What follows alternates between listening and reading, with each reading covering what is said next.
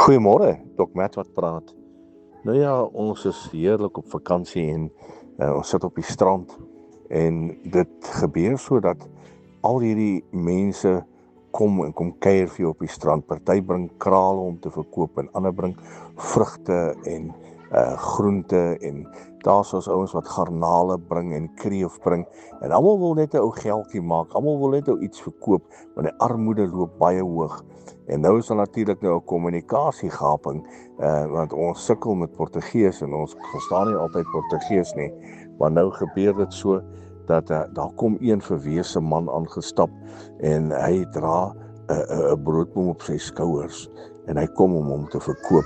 En ons sê baie duidelik nie, ons stel nie belang nie want ons weet dis 'n onwettige boom wat iewers uitgegrou is en ons sal hom definitief nie oor die grens kan vat nie, alhoewel ek baie lief is vir my broodbome.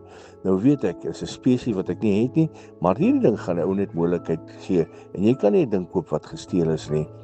En die uiteinde is met die kommunikasiegaping wat is, het ons nou mooi verduidelik, ons mag nie, ons kan nie, ons sal ook nie en ons het dit daar gelaat. En toe ons terugkom by ons chalet, 'n halfuur later, toe kom hy hier aangestap. Toe ons nou opgespoor en hy sit voor ons, hy voor ons deur en hy sê hy sal nie weggaan nie voor ons die ding koop by hom nie. Ons het belang gestel, ons moet hom koop, maar hy is ook so besope, hy kan nie op sy voete staan nie.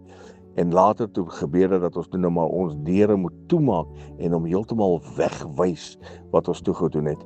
En hierdie ou sit voor die deur en hy weier om weg te gaan. Later het sekuriteit gekom en hom probeer verwyder. Hy weier om te gaan.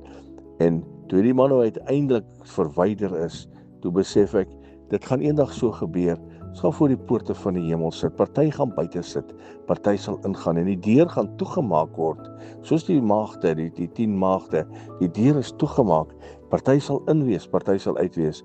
So ons moet altyd net seker maak ons lewens is skoon en reg en ons leef vir die koning, sodat as hy ons kom haal, dat ons nie buite die poorte sal sit en dit nie maak eendag nie. Ek bemoedig u vanmôre, maak seker jou lewe is skoon en reg, dat jy nooit die ewigheid sal misloop en buite die poorte van die hemel sal sit nie. Herlewingsgroete.